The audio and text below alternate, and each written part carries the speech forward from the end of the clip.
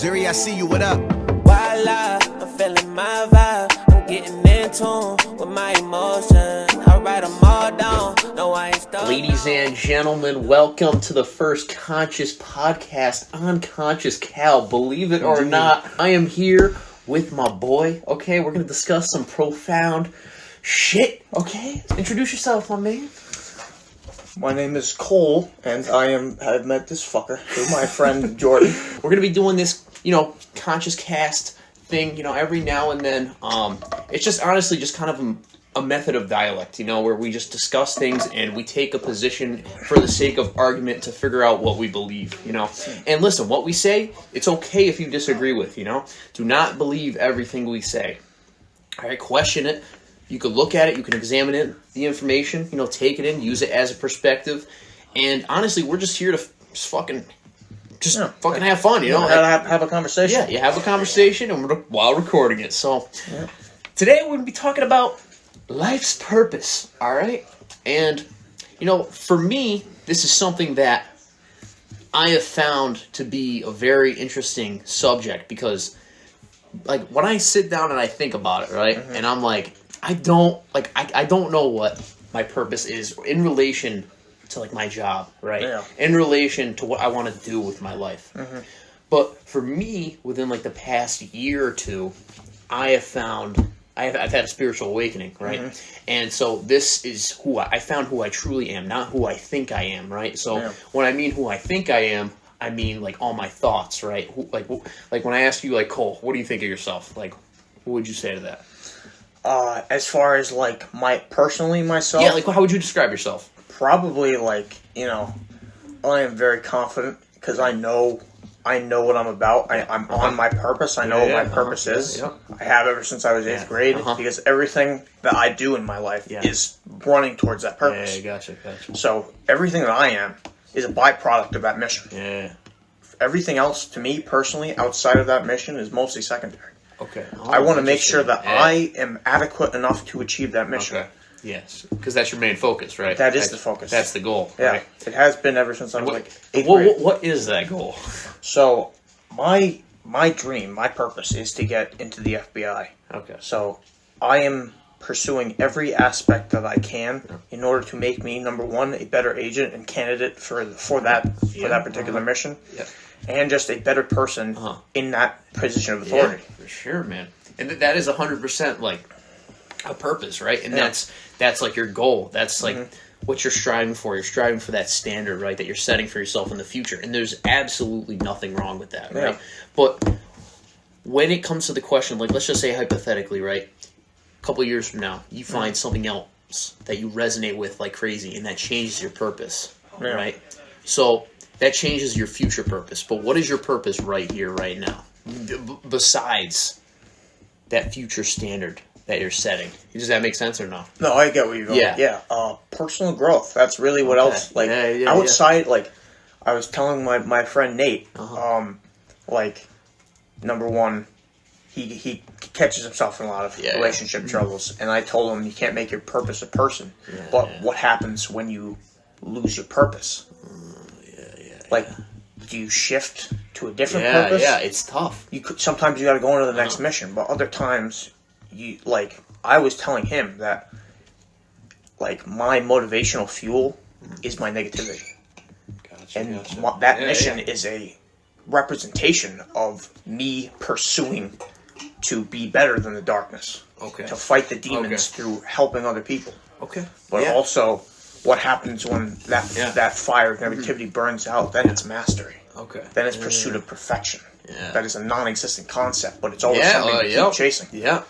And I think that's very valid, and how you use that as your fuel, right? You recognize it, you see it, because a lot of people are unaware of their negativity, right? But yet it affects them on a daily basis. Yeah. Right? So I think what you brought up with how it's mastery, right? And how perfection is non-existent, right? Is a myth according to human standards, right? According to human perspectives. But what if I said right now, right here, all of our problems, all of our imperfections are perfections, right?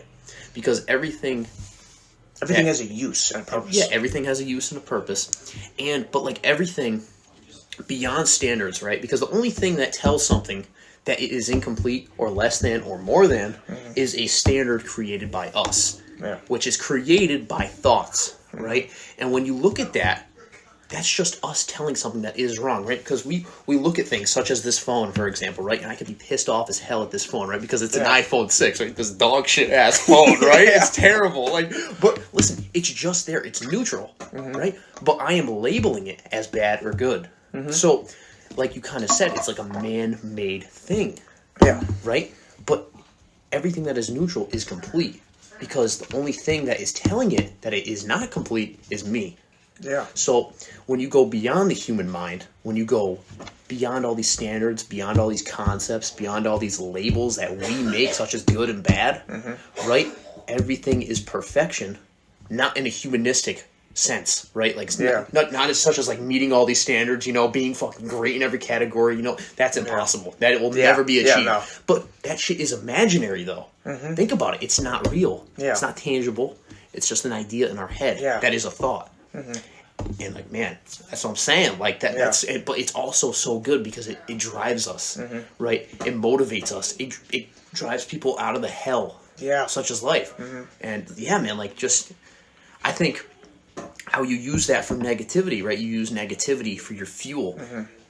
Do you find like that helps you on a day-to-day basis? Oh, absolutely. Because like from my upbringing and like everyone endures bullying. It changes them in different ways. Yeah. For me,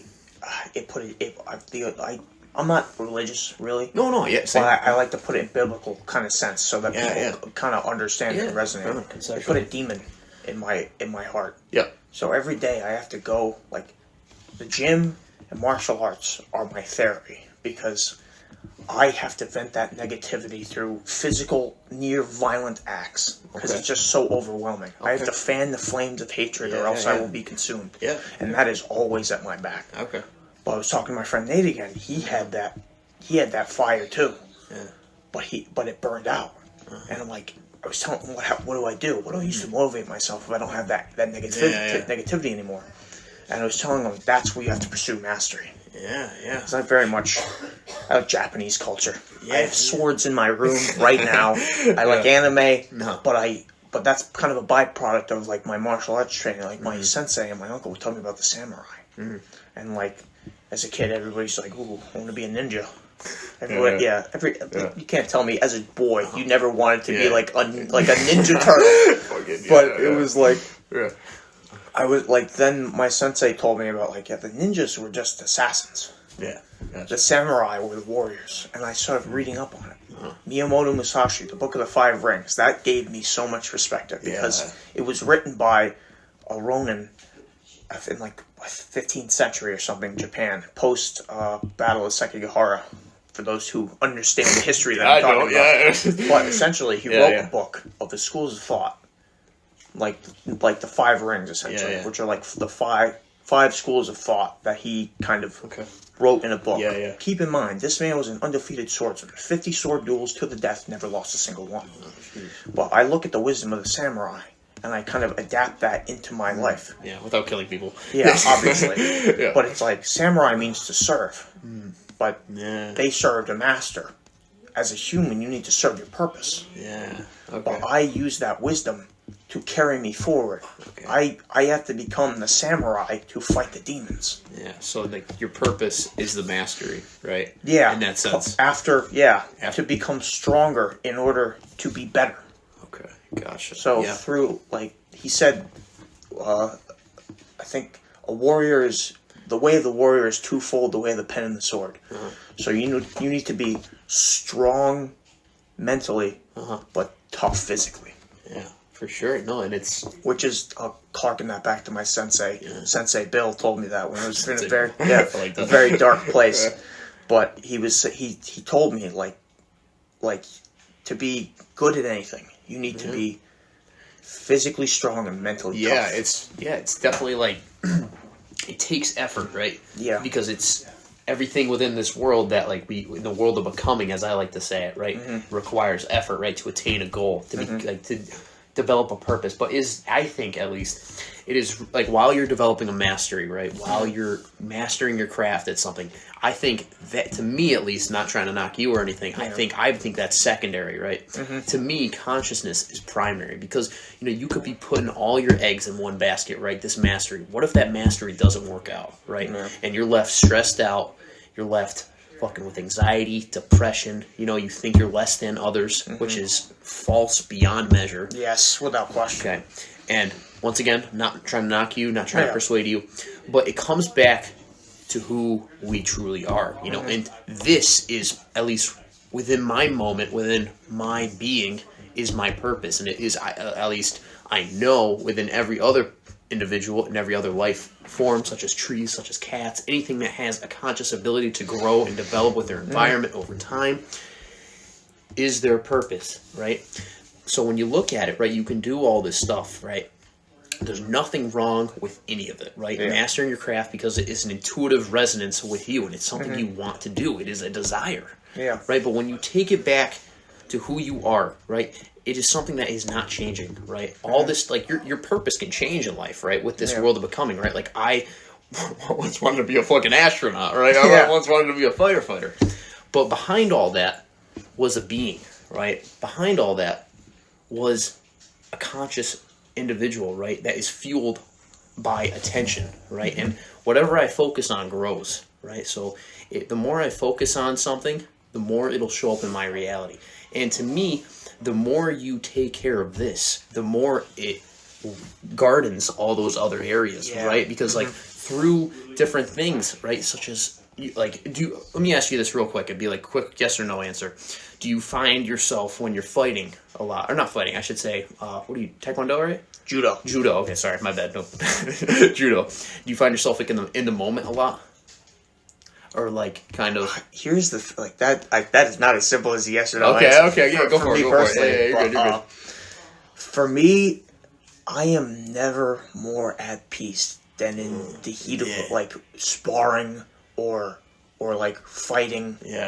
Because that is where my mind is truly neutral, at peace. Okay. Yeah. Because like that is where everything else doesn't matter. You're not thinking as much either, right? I'm not thinking about, like, I try and not think about anything because it's like you're mindless. Exactly. In a good way.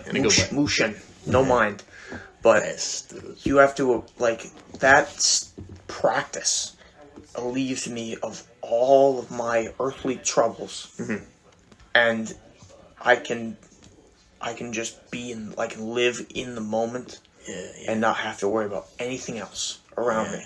I can just enjoy the fight and nothing else. Yes, dude. Yeah, it's like building off that. Like for me, that is meditation, right? But meditation is in many forms. It is stereotypically people think like you just sit there with your eyes. Like I do the stereotypical meditation, but luckily for me, that really works. Mindful meditation, listening to the birds.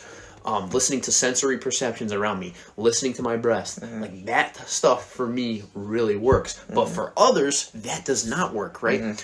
There's many, many different mediums and ways in which we can find peace, right? Peace of mind, right? For you, that is fighting, right? For you, or for other individuals, that is running. For other individuals, that is cooking, right? My friend Nate finds it running. Yeah, exactly. We were literally talking about this the other day. It's like meditation comes in many forms. Yeah, dude. It's whatever activity brings you the most peace in that very moment. Yeah, it's literally, you're observing. I mean, at least in direct meditation, right? Yeah. In a sense, you're focusing on, this is what you're focusing on. Maybe not in fighting a dude, but I'm observing my thoughts while fighting. No, but so pretty much you're just observing everything that comes in, right? A lot of people like to label it as the silent observer, right? In a sense that everything that comes in, you watch without judgment, right? While expanding your awareness at the same time, right? And so as you're expanding your awareness, you're, in a sense, expanding your consciousness, even though you're really not. But you're entering, and through that, like you're not focusing as much on the imaginary, right? Yeah. And the imaginary, what do you know, comes from thoughts, right? Yeah. There's, once again, nothing wrong with thinking. There's nothing wrong with thoughts, but it is not who you are, right? It is a tool that is fucking amazing at times, but it can also be the catalyst to fucking ruining someone's life. Yes, exactly. Right? So when you're meditating in ways such as fighting, in ways such as just relaxing, any way you find yourself connecting with your consciousness, whether it be directly or indirectly, like you do in fighting, right? When I mean indirectly, I mean you don't naturally focus on it, right? You're not trying to focus on it. You're very much you're detached from your worldly troubles. Yes. And you're in like stress, anxiety. It is moot compared to the moment that you're currently in. Yep, and like through that, like you said, all of that relinquishes, right? And you're just there, you in this moment, because really everything happens in the now, right? Nothing else. Like the past, when you're thinking about the past, it's happening in the now. When you're thinking about the future, it's happening in the now because you're thinking about it now. So, like, to me, if you consciousness is primary because it is here with us the second we are born, right? We are conscious, then our brains develop, and so our brains are secondary. And so everything else that happens after that is secondary, right? And once again, there is nothing wrong with that. Nothing wrong you like to pursue as long as you're not harming the planet or others, unless it's like self-defense or something, or in a style of fighting, that is like, it's respectable. It's a martial art. Yeah, exactly. It's art, literally. So, I mean, to me, that is of the utmost importance. And like when you're finding your purpose, right? I think that is very important for individuals when they find their external purpose, right? They align that with their internal purpose. That's the thing, because for me personally, my internal purpose, as far as that goes, like, is becoming better than my negativity. Okay.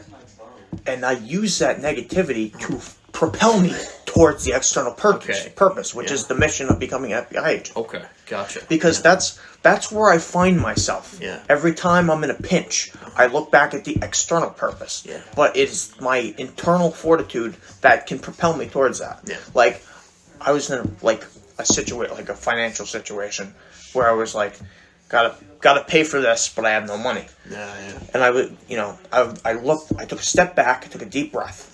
I surveyed my option. I'm like, hey, I can either sit here and get stressed about it, or I can go and do something about it. Because if I get caught here, I can never get to there. Yeah, facts, dude. And I think that is a great mindset. That is a great way to do things. And I had my interview for my job that I have to get a regularly interview for in order to be rehired. And I remember him asking me how do you handle confrontations? And so my job is you pretty much just interact with people. I'm not going to say what it is directly, but you interact with people, you handle confrontations.